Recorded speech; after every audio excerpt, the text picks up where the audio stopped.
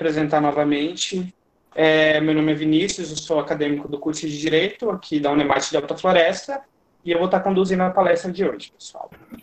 A professora Fernanda, ela é doutoranda em Antropologia Social pela Universidade Federal de Amazonas, mestre em Ciências Sociais, área de concentração em Antropologia pela Universidade Federal de São Paulo, Unifesp, graduada em Ciências Sociais pela Universidade Estadual Paulista, é professora do ensino básico, técnico e tecnológico no Instituto Federal de Mato Grosso, campus Alta Floresta, os cursos técnicos integrados ao ensino médio e nos cursos superiores.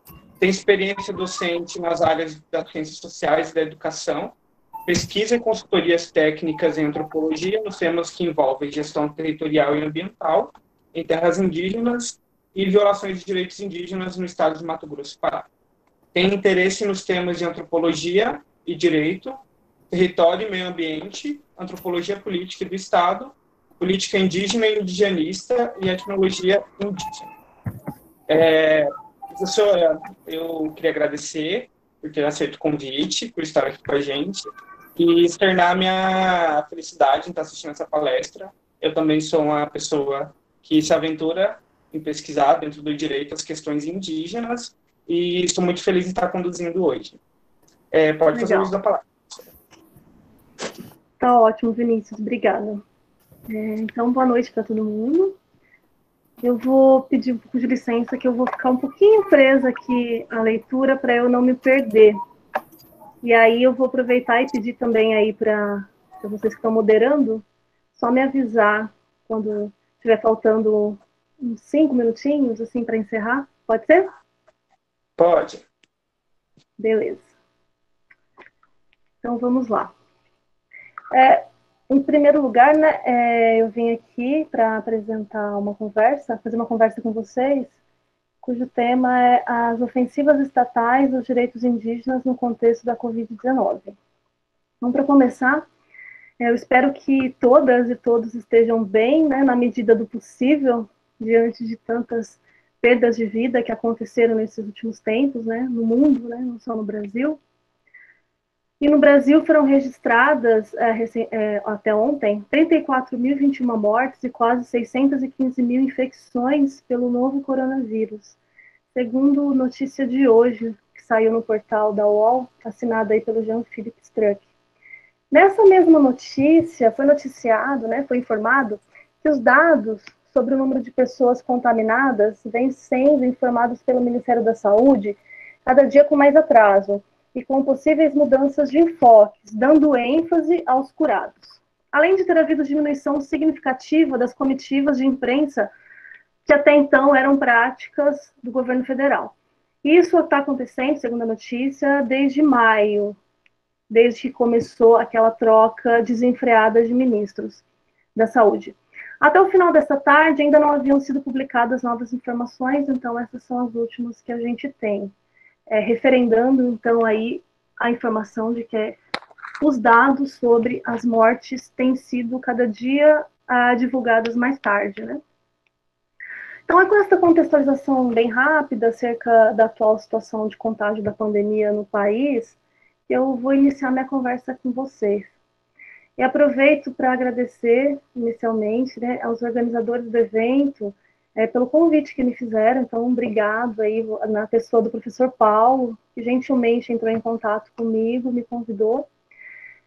E acho super importante dizer para vocês, organizadores e também estudantes e quem mais estiver assistindo, o quanto é importante um evento como este, assim como falou o professor anterior, né?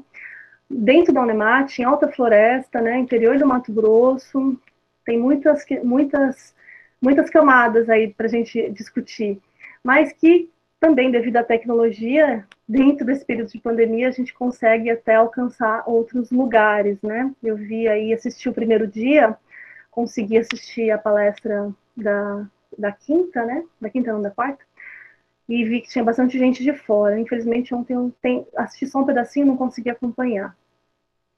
E importante também que o evento ele abre espaço para a gente debater violação de direito, né? Por exemplo, no momento em que elas estão acontecendo para muita gente. Então, esse encontro que tem como tema direitos humanos, conquistas, retrocessos e desafios em tempos de Covid-19, e que agora está se encerrando, né, com a minha fala, eu penso que colabora em muito para formar os estudantes e estudantes que sejam mais críticos e mais atuantes no país. E é também com alegria que eu venho aqui conversar com vocês, que são da Unemate, instituição que já me acolheu, né, como professora em 2016, eu já dei aula aí, por cerca de 1 ano e meio, no departamento de biologia, antes que eu ingressasse no concurso aqui no IFMT. E eu não posso dizer também o quanto que, para mim, é marcante esse evento, essa discussão sobre direitos humanos, pelo direito da Unemate de Alta Floresta, porque desde que eu cheguei em Alta Floresta eu não me lembro de ter visto nenhuma discussão parecida. Eu cheguei aqui em 2014. Bem, mas vamos aqui ao que me trouxe, né, até aqui. Tratado que eu estou chamando de ofensiva estatal aos direitos indígenas no contexto da Covid-19. Bom, falar de povos indígenas no Brasil é falar também de violência estatal a esses povos. E para isso eu vou organizar minha fala da seguinte forma. Eu vou primeiro trazer um breve histórico das relações do Estado brasileiro com os indígenas, na verdade um pouco antes do Estado, da Constituição do Estado. Trazer também alguns exemplos de como o atual Estado brasileiro ele tem atualizado um discurso e também práticas que são ultrapassadas e condenadas moralmente, juridicamente, contra os povos indígenas, posto que são violações de direitos e os problemas que isso tem causado. E vou discutir um pouco como que os indígenas, via movimento indígena, por meio de suas organizações representativas e também apoiadores, têm se defendido. E antes de começar, também quero trazer um pouco assim de onde eu estou falando, né? Eu sou branca, sou mulher, e eu não sou indígena. Eu falo como alguém, como uma antropóloga, que desenvolve trabalhos com indígenas desde a graduação e que vem para o Mato Grosso para trabalhar com indígenas que estão sendo violados por direitos, com a construção das usinas hidrelétricas de Telespires e São Manuel. Então, eu venho desse lugar e venho trabalhar com indígenas dessa região, que são bastante desconhecidos pelos estudantes, de um modo geral, e pela cidade, recorrentemente, né? Então, para começar, eu quero informar assim, que recentemente eu fiz uma discussão num ensaio que foi publicado numa revista, né, no jornal que chama Le Monde Diplomatique Brasil, que os indígenas eles têm uma vasta experiência com surtos epidemiológicos de todas as ordens, né, e não são experiências positivas, infelizmente, desde o início da colonização. E foram muitos os casos registrados na historiografia e na antropologia sobre as mortes dos povos indígenas por doenças como gripe, sarampos, varicelas, tuberculoses e outras. Os primeiros a trazer essas doenças foram, então, os portugueses que chegaram aqui e os missionários, jesuítas principalmente, né, nesse primeiro movimento de colonização. Então, nesses primeiros 300 anos, vamos dizer aí, nesse período colonial no Brasil, mais ou menos, até que o Brasil começa a se construir aí como um Estado-nação, no século XIX, as práticas que eram mantidas nas relações com os povos indígenas, elas vão passar aí dos primeiros 50 anos da colonização de relatos sobre esses povos como pessoas inocentes, gente do bem, tá? Não gente de bem, como a gente ouve por aí hoje, que não tinha maldade. Isso a gente lê, por exemplo, nos registros da Carta de Pero Vaz de Caminha. Para, posteriormente, pessoas que precisavam ser salvas e transformadas em mão de obra úteis para a colônia, né? Com a finalidade de desenvolver o país, de construir o país. Até então era uma colônia. E os missionários, eles colaboraram bastante para isso, para esse projeto colonial de transformar indígenas em trabalhadores e também católicos. O que implicava em impedi-los a manter seus costumes que chamamos aí de culturais, né, como práticas rituais, o uso das suas próprias línguas, fazer suas festividades, seus modos de se relacionar com o mundo, acreditar em espíritos e seres da natureza, outras formas de organização social, de casamento. Então, tudo isso era visto como algo que necessariamente tinha que ser mudado, pois a perspectiva do mundo colonial, como disse o professor anterior, é uma perspectiva etnocêntrica, né? Então, com isso, era possível reunir esses povos, que se denominou genericamente de índios, né, numa dita confusão de que se estava chegando aí nas Índias, e que tem um significado simbólico muito grande, porque suprime todo e qualquer tipo de diferença. Índio como se fosse uma coisa só, um povo só, né? O que não era, e nem é até hoje. E com isso era possível reunir esses povos em aldeamentos e se apropriar dos espaços territoriais que eles viviam, e que foi sendo buscado e conhecido com o passar do tempo aí pelos colonos. Né? Importante frisar que essa relação não foi pacífica de forma alguma, ainda que possa ter sido desenvolvidas alianças, muitas vezes, com alguns desses povos, né? Porque os portugueses perceberam rapidamente que os indígenas eles eram diferentes, apesar de não deixar isso muito claro, mas perceberam que eram diferentes e que tinham inimigos, e dessa forma foi possível realizar alianças até para vamos dizer, lutar e batalhar, guerrear com outros povos inimigos e assim conquistar determinados territórios, entrar nesses territórios. Né?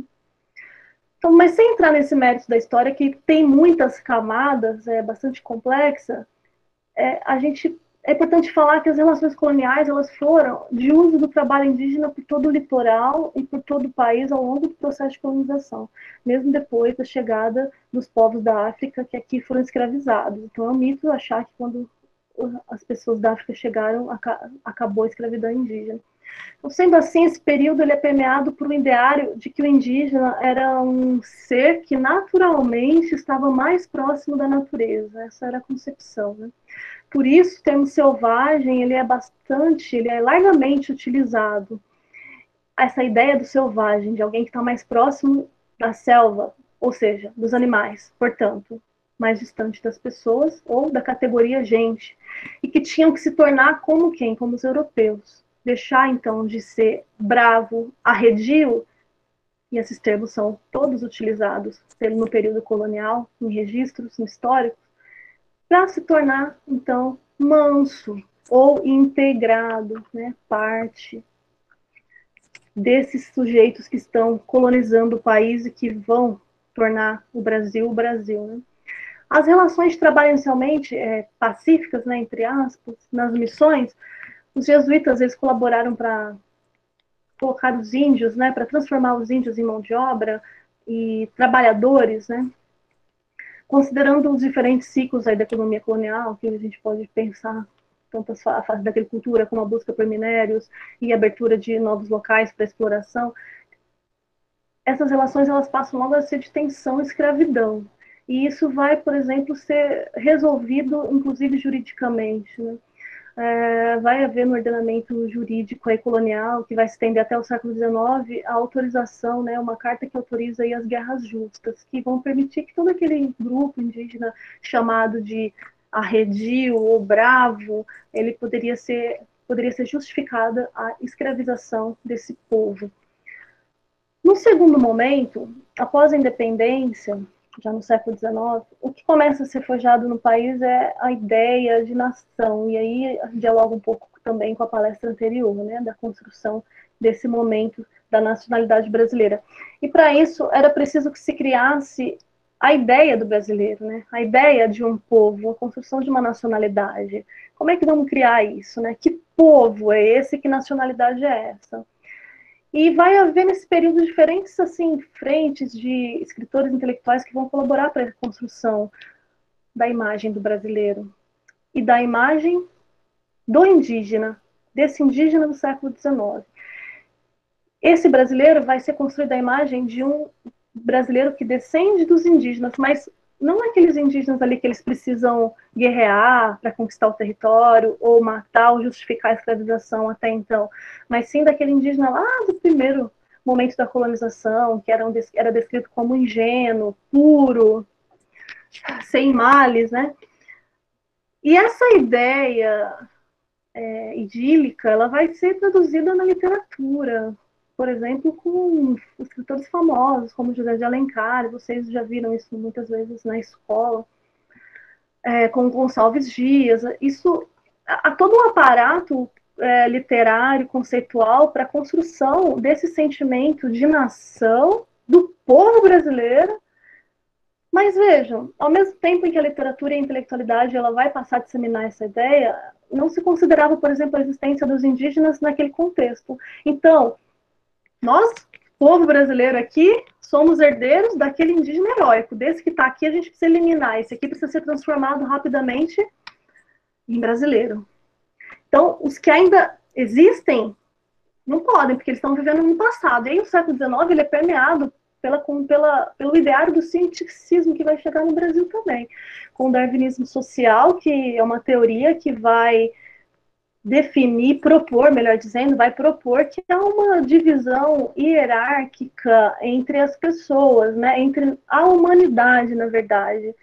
Então, olhando para os indígenas naquele momento, é como se a gente estivesse olhando para o nosso passado. Eles são aqueles que nós já fomos, portanto, eles precisam evoluir. Então, eles fizeram um péssimo uso aí, uma adaptação terrível, né, da teoria da evolução do Darwin, para o campo da antropologia, que estava começando a se desenhar, vamos dizer assim. Então, a antropologia também nasce num período que colabora muito com o projeto colonizador do século XIX, com o projeto de integração desses povos.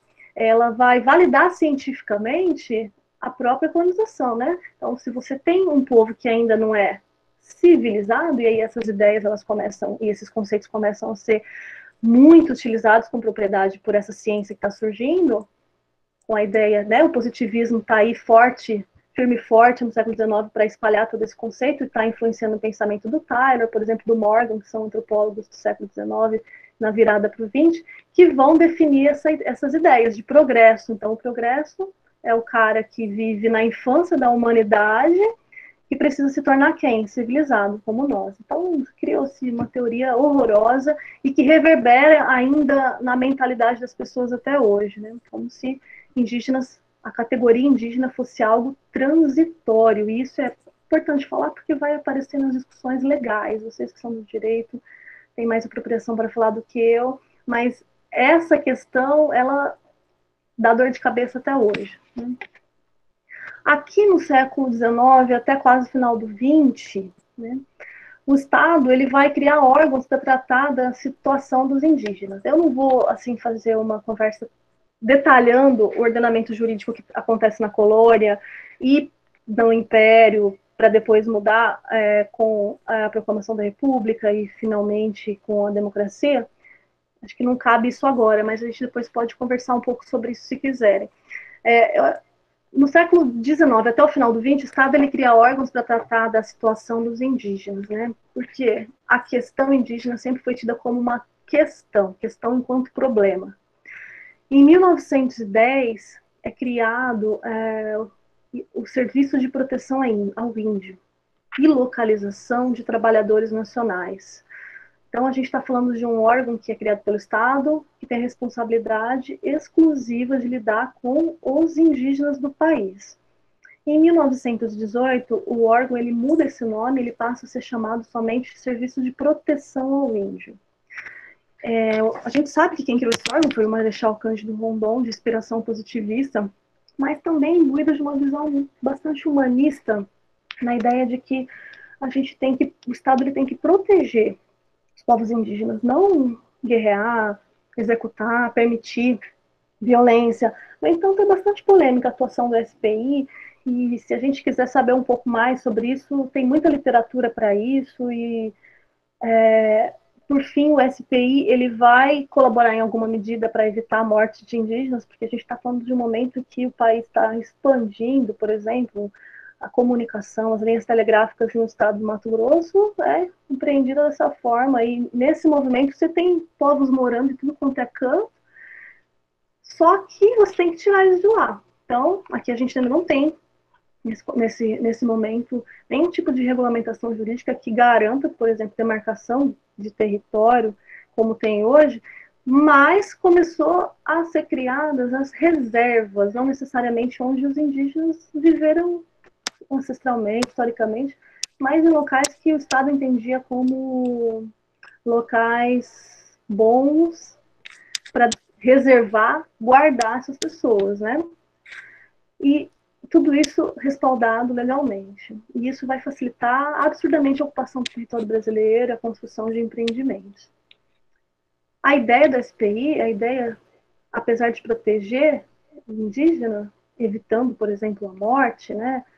Morrer, tinha até um lema do Marechal Rondon, morrer se preciso for, matar nunca, né? Matar jamais. No entanto, ele colabora indiretamente para você remover forçadamente as pessoas do território, leva inúmeras epidemias. A gente tem muitos casos dos trabalhadores do SPI que estão doentes, contaminam, e aí tem surtos de gripe, de sarampo, de varicela, de tuberculose. A história dos indígenas com a questão sanitária é uma tragédia. Tem um livro muito importante que acho que vale a pena conhecer, que é do Rubens Valente, que ele se chama Os Fuzis e as Flechas. A história de sangue e resistência indígena na ditadura. E ele traz também bastante elementos para entender como é que foi o trabalho do SPI. Ele foca mais no período da ditadura militar, mas também traz bastante elementos de como foi a atuação do SPI com os povos indígenas. Outro autor também que é bem interessante, que trabalha muito essas questões, é o João Pacheco de Oliveira, que é professor do Museu Nacional, antropólogo, e o Antônio de Carlos de Souza Lima, também do Museu Nacional da UFRJ. São antropólogos que se dedicaram bastante na análise desses processos. Continuando, em 1967, depois de inúmeros escândalos de maus tratos, de violações a pessoas indígenas, como eu já disse, que iam de remoções forçadas de território até surtos epidêmicos, é criada a FUNAI, em 67, em meio à ditadura militar. Só que a perspectiva de atuação da FUNAI, que é a Fundação Nacional do Índio, que ainda existe e é a instituição atualmente do governo federal responsável por garantir a execução dos programas que garantam os direitos indígenas, né? Então, quando a FUNAI é criada, a perspectiva de atuação dela não tem grandes mudanças do SPI, até o corpo técnico continua no órgão, então é muito complicado. Então, você tem um período ali de 67 até o começo dos anos 80, que a FUNAI ela reproduz muito a própria atuação do SPI. Só que também nos anos 60, 70, está havendo todo um movimento de organização do movimento indígena e de apoiadores, e começa a haver muitas pressões. Para o final da ditadura, a FUNAI está sendo muito pressionada, e ela começa a criar um movimento de alteração lá dentro. Há muitas denúncias também, mesmo em meio à ditadura, há denúncias, por exemplo, de maus tratos aos indígenas. Esse livro que eu citei, do Rubens Valente, também traz, por exemplo, um fato na história que a gente conhece muito pouco, que é a criação de um presídio exclusivo para receber indígenas presos politicamente, né, na ditadura militar, que é o presídio Krenak, que fica em Minas Gerais. Vale a pena conhecer um pouco esse período que é abafado, que só foi publicizado e discutido um pouco mais publicamente com a publicação do relatório da Comissão Nacional da Verdade, né? E é com a Constituição de 88 que, pela primeira vez, o ordenamento jurídico brasileiro ele vai considerar os indígenas como sujeitos de direitos específicos, né? Além de cidadãos brasileiros, que podem continuar a ter seus costumes e serem quem eles são.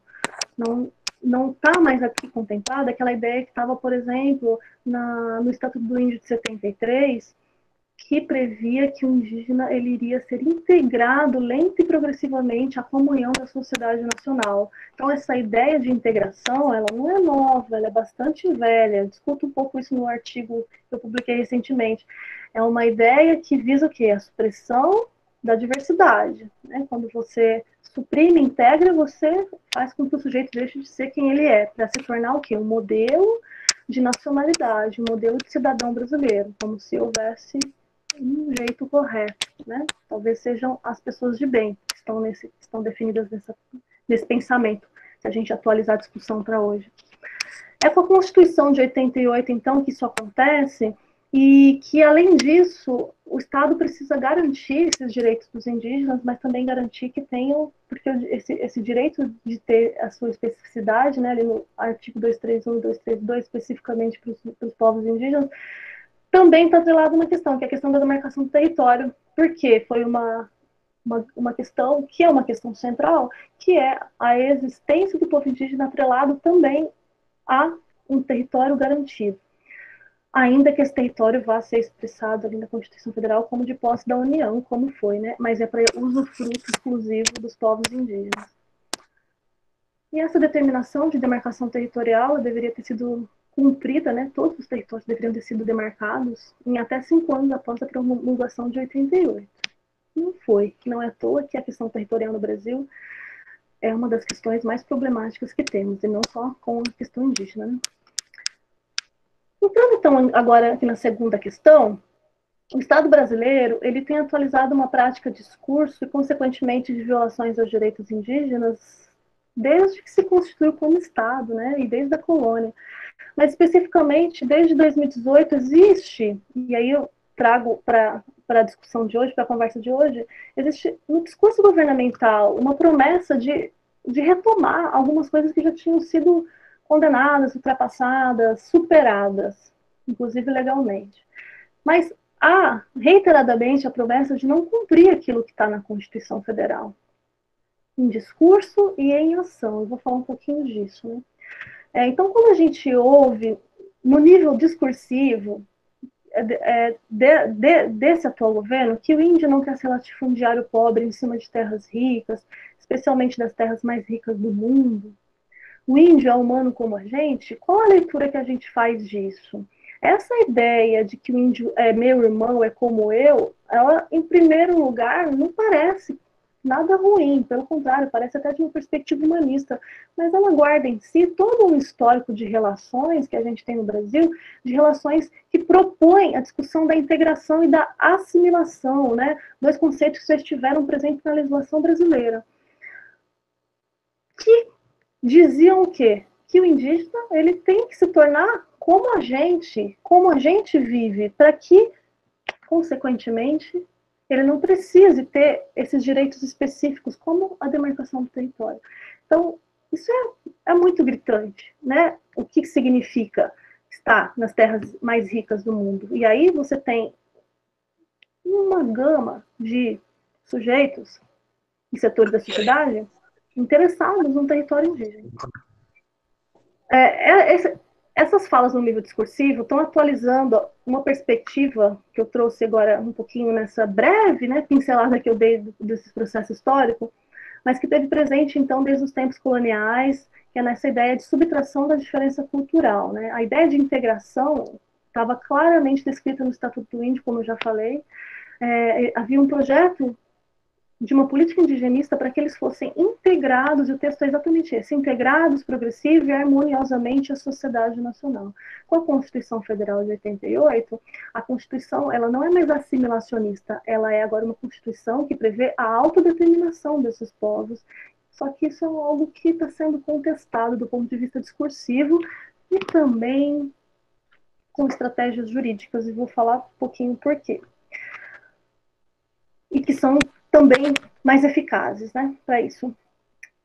Vou tratar só das últimas proposições legais, de medidas legais que foram feitas, que são agora desse final do ano passado, começo desse ano, porque são muitos projetos de lei, de alteração daquilo que está previsto na Constituição sobre a salvaguarda dos territórios indígenas, né.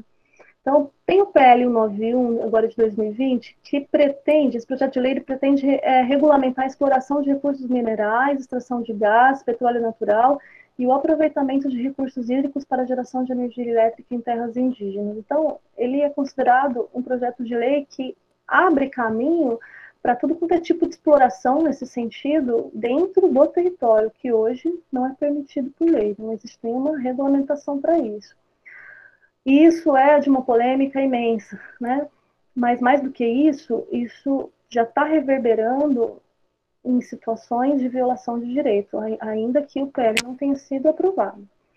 Outro PL que é importante colocar aqui, que é o PL 2633, se tornou, né, agora em 2020, projeto de lei, porque até então ele estava sendo executado como medida provisória, 910, porque é de 2019, do final do ano passado, de novembro, se eu não me engano. Essa antiga medida provisória, e ela está ainda sendo executada, ela está em vigência, né? Ela facilita a legalização de áreas públicas invadidas e desmatadas, seja em terra indígena, não homologada, isso é um problemaço, porque se você autoriza um projeto de lei como esse, você barra a continuidade da demarcação de terras que estão embargadas por N motivos, né? Estão paralisadas. E unidades de conservação, ou reservas ambientais, né? Por isso se denomina aí essa MP de MP da grilagem. Aí há muitos estudos que mostram exatamente quem são os interessados, né, em legalizar essas áreas. E a gente pode falar um pouquinho mais depois, se quiserem. Além de diminuir o orçamento da FUNAI, por exemplo, de 2019 para 2020, o orçamento da FUNAI, que é a Fundação Nacional do Índio, era de 78 milhões e já vinha no processo de sucateamento, não é dessa gestão, é um processo já que vem, começou fortemente na gestão Temer, mas ele também foi bastante afetado na gestão de Dilma, Lula. Ele vem progressivamente, a FUNAI vem progressivamente sendo cortada, né? Mas de 2019 para 2020, passa de 78 milhões para 46, né? E não há previsões, por exemplo, de executar direitos como a própria demarcação de terra, que você necessita de recursos para... Porque existe um procedimento legal para a demarcação da terra na FUNAI, você tem que contratar profissional, uma equipe multidisciplinar para demarcar essa terra, né? São estudos que não são baratos, e se você não prevê recursos para isso, você faz exatamente aquilo que estava no nível discursivo, que é não vai demarcar mais terra indígena. Como que você faz? Você não muda a lei, mas você tira o recurso do órgão. Então, assim, existem estratégias que estão sendo vistas pelo movimento indígena de ataques sucessivos, não é só na pandemia. Tá? Então, por exemplo, esse contexto um pouco mais amplo, para vocês verem o que está acontecendo no período da pandemia. Tá? Na FUNAI também se vê que as nomeações para os cargos de gestão são nomeações bastante problemáticas. A própria presidência da FUNAI é militar. Então, assim, a gente tem um histórico de militares hoje no governo que dá uma outra conversa. Mas, fora isso, existem, por exemplo, que foi um escândalo recente, foi denunciado, e o Ministério Público Federal conseguiu entrar com ação, derrubou, por enquanto, um responsável pela coordenação geral e tem dentro da instituição que trabalha com os povos isolados de recente contato. E a FUNAI tem uma política já desde os anos 90 de como se trabalhar com povos isolados em estado de isolamento voluntário ou de recente contato, que é a política de prevenir o contato, ou seja, o órgão não vai lá fazer a pressão para esses povos começarem um diálogo com o Estado. Ele vai o quê? Ele vai embargar as terras, ele vai impedir que aquelas terras elas sejam colocadas, por exemplo, para legalização. Então, aquela terra ela vai ser protegida. E, obviamente, criam-se postos e frentes de proteção para esses povos. O Brasil é o país que tem o maior número de povos em estado de isolamento voluntário de recente contato no mundo. E estão em regiões de floresta, né, e mata. E, por fim, o movimento, só para trazer um pouco esse contexto do movimento indígena, como que ele está fazendo, como que os indígenas estão reagindo a tudo isso, como que está esse momento, essa discussão na pandemia. Eu tô trazendo esses elementos todos que estão acontecendo agora, tá? Sim, não estou trazendo... Eu fiz um percurso um pouco histórico só para vocês verem que é uma relação de violência. O movimento indígena está muito atuante. Eu acho que eu nunca vi um movimento indígena tão atuante como agora, porque está sendo obrigada, tá? Então, se por um lado não teve atuação do Estado forte, como planejamento, um plano de contingenciamento para os povos indígenas, só fazendo uma ressalva, no Brasil, a gente tem mais de 305 povos indígenas. E temos que falam mais de 270 línguas e que vivem em territórios não urbanos, como também urbanos. Então, assim, existe uma multiplicidade de pessoas indígenas do país que estão sendo relegados à invisibilidade. Então, o movimento indígena tem se atuado no seguinte sentido, de se articular com as redes de representação dos estados, das regiões. Existe um movimento hoje nacional que é a PIB, que é a Articulação dos Povos Indígenas do Brasil, que ela tem representatividade nacional, e que ela atualiza um boletim diário dos casos de contaminação pela Covid-19.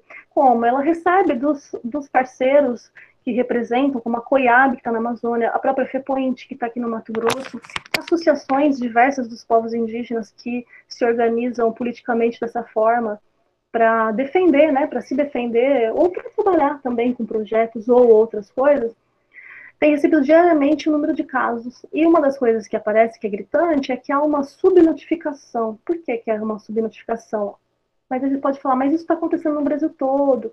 Tá, só que no caso indígena, existe uma questão que quem notifica a saúde indígena é uma secretaria especial, que se chama Secretaria Especial de Saúde Indígena, que é a CESAI. E ela tem na sua estrutura administrativa e organizacional 34 distritos espalhados pelas diversas regiões do país. Só que tem lugares que não são atendidos pelos distritos, que são os de 6.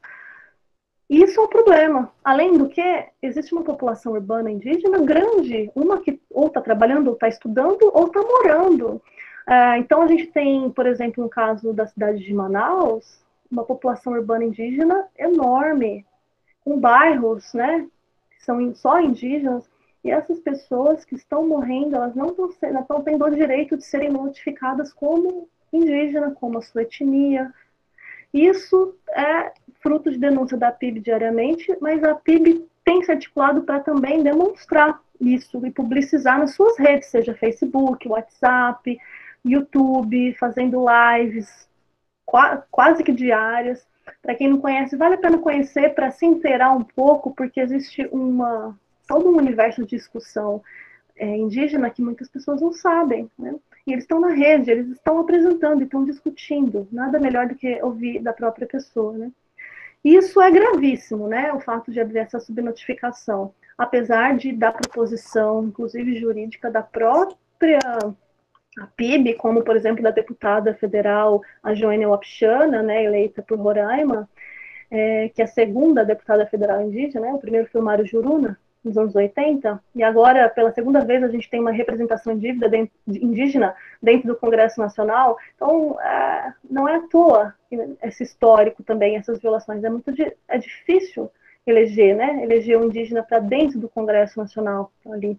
Então, ontem os dados de mortes por Covid-19, segundo a PIB, foram de 211, infectados 2.178, e 83 povos atingidos. Lembre-se que eu falei para vocês agora há pouco que tem mais de 305, né? Então, a coisa está se agravando.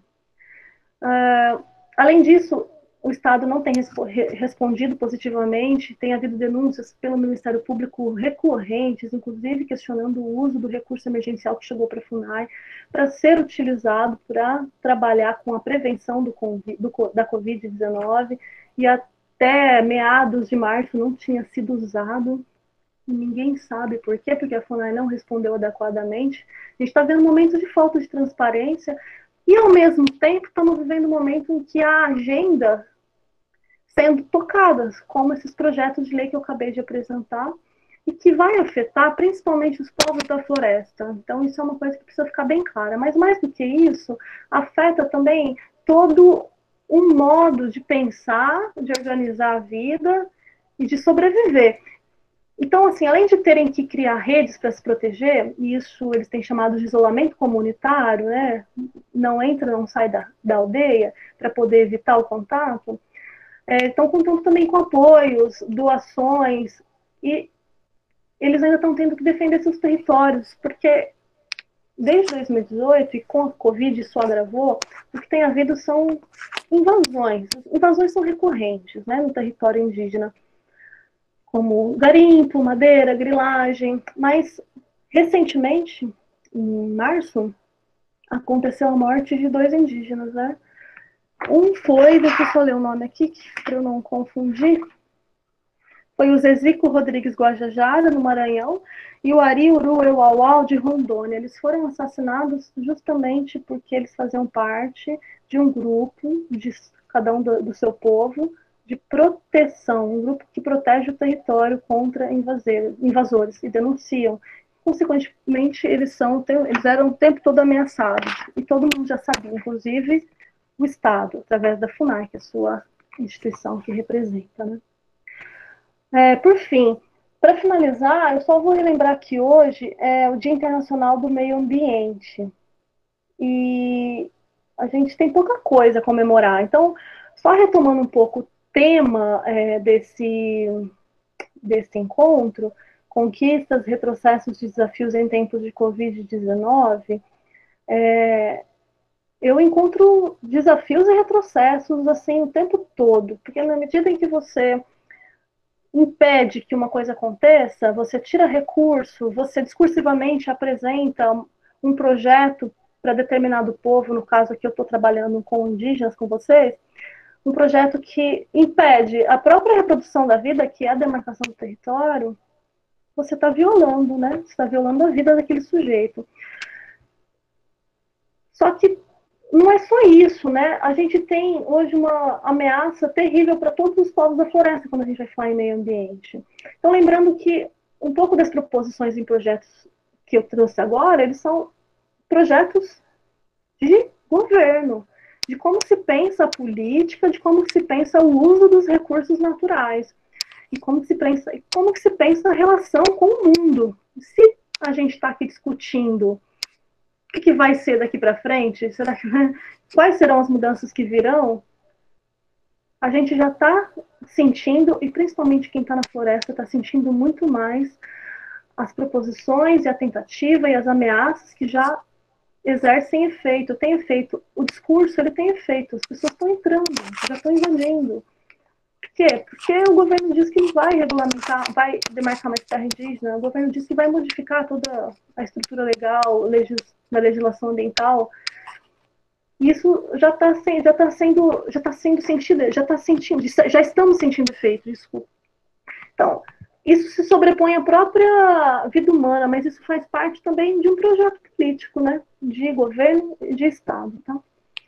Para fechar essa conversa, eu vou citar aqui a fala de uma importante liderança munduruku. Eu não sei quanto tempo eu tenho, mas eu já quero caminhar para o final, porque aí depois, se alguém quiser trocar mais ideia, a gente troca.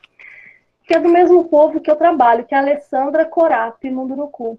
E que também reside, esse povo, né? Ele reside aqui no nosso entorno, na região do Baixo Telespires. E ela se manifestou da seguinte forma: a Alessandra, ela vive no Pará. Eu tenho que comemorar o meio ambiente hoje? Somos nós que estamos sendo mortos, somos nós que estamos sendo queimados, somos nós que precisamos de território, somos nós que estamos sendo mortos pela Covid-19, somos nós que estamos sendo enterrados, somos nós que estamos enterrando nossos parentes sem poder ter velório digno, somos o rio que está sendo contaminado, somos nós, a qualquer momento, podendo ser expulsos pelas barragens e pela grilagem e outros projetos de morte do governo. Como que eu vou falar em meio ambiente? Nós que estamos sendo massacrados pelo governo federal. E é isso, eu agradeço aí a fala. Obrigada.